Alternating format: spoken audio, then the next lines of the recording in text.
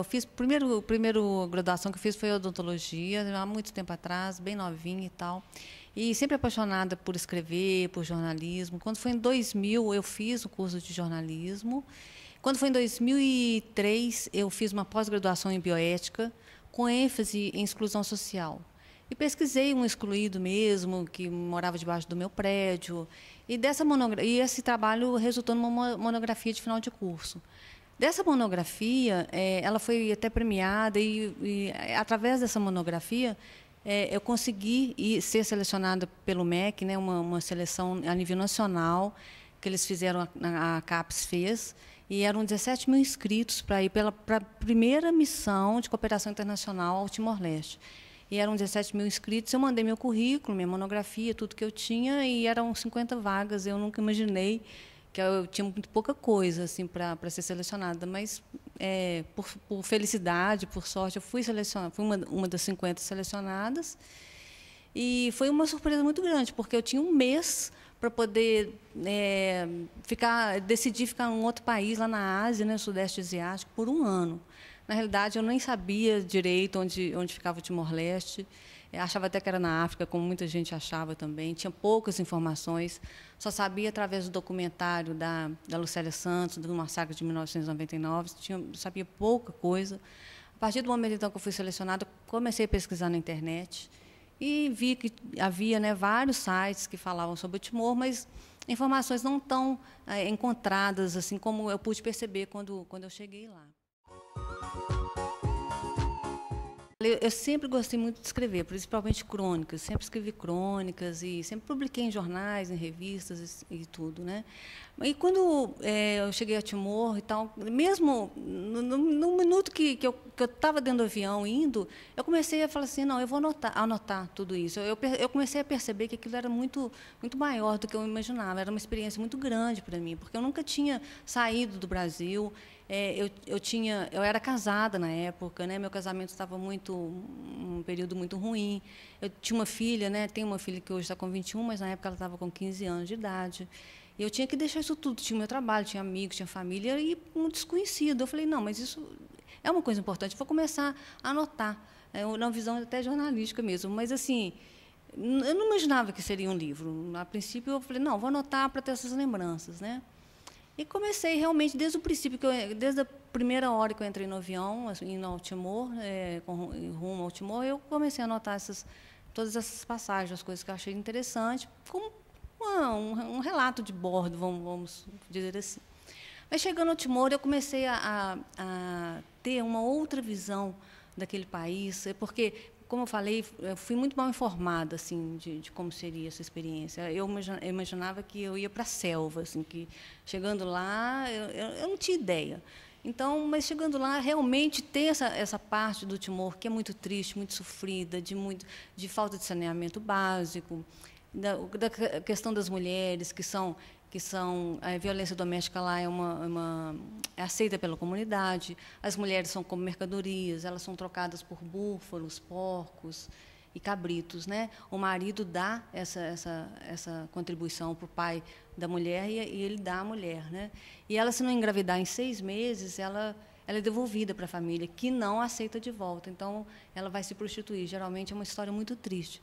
E isso tudo num país assim, onde eu via também mulheres extremamente inteligentes, mulheres no parlamento, falando 4 idiomas, dirigindo seminários. Eu via mulheres donas de salão de beleza, eu via mulheres donas de barracas, de peixe. Então, assim, era tudo muito próximo, tudo muito perto, né? Ao mesmo tempo, eu via mulheres que estavam ali também com uma dimensão internacional. Então, eu fiquei admirada com tanta diversidade.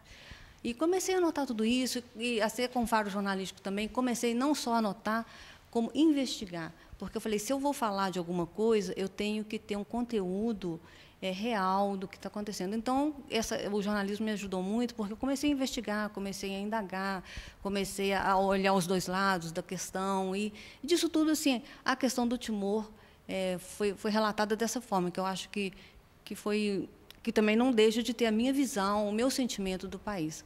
Só que, juntamente com o olhar sobre o Timor, tinha o meu olhar de mulher, assim, que tinha deixado uma família, tinha terminado um casamento. Praticamente, meu casamento foi terminado no aeroporto, na hora que eu estava embarcando. Meu marido não concordou com a viagem, meus familiares não concordaram. Então, assim, minha vida teve uma ruptura muito grande. Eu comecei a perceber que aquilo... Por que eu estava tão envolvida com o Timor? Porque tinha uma história paralela da minha vida com a vida dele, da alma do país, assim, porque eles também sofreram rupturas, eles também sofreram massacre.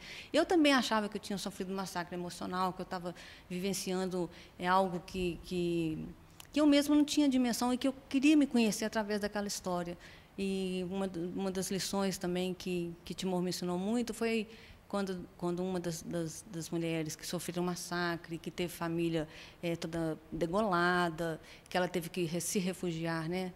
Dona Idalina, foi se refugiar nas montanhas, e contando a história dela para mim, eu falei, poxa, ela falou assim para mim, não, Maíra, a gente precisa perdoar e seguir em frente. Então, assim, tantas coisas que Timor me mostrou, que eu era...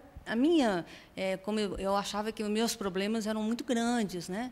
E quando eu cheguei lá, eu vi que os meus problemas eram tão pequenos com relação a tantos problemas maiores que o mundo tem, e eu me senti muito pequena, muito egoísta. Então, acho que Timor mudou muito minha alma, assim, mudou a minha forma de encarar. Ela mesma falou, vamos perdoar e seguir em frente. E eu comecei a perceber o seguinte, eu também preciso perdoar minhas coisas, eu preciso seguir em frente. Só que quando eu estava notando tudo isso, eu não sabia que tinha esse paralelo entre a minha história e a história do Timor. Eu só fui perceber que tinha um paralelo, era tudo muito emocional, assim, sabe? Quando eu terminei o livro, que eu mesma fui ler, eu falei, poxa, como as nossas histórias se encontram, como as lições aprendidas lá são lições que eu mesma preciso ter na minha vida.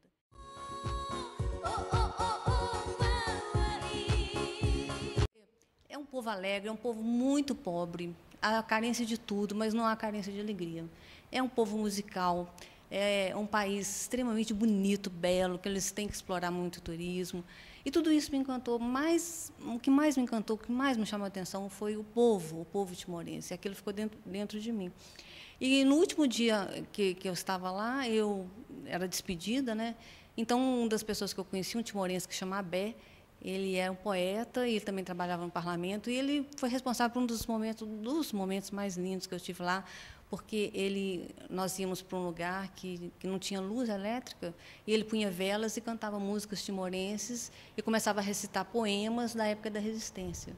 Coisas que algo que a gente no Brasil não teve guerra, então era uma coisa para mim nova. Aí no último dia eu falei para ele assim, Abel, eu não sei como que eu vou fazer, mas eu prometo para você, nunca vou esquecer esse país. De alguma forma, ele vai ser retratado. Então, a ideia do livro são duas coisas. Assim. Primeiro, por gratidão àquele país que eu acho que fez tanto. E, segundo, foi uma forma de eu me encontrar também naquela viagem, entender o porquê de tudo, porque eu sou muito assim de escrever para poder entender. Então, foi uma forma assim, de finalizar, de fechar um ciclo.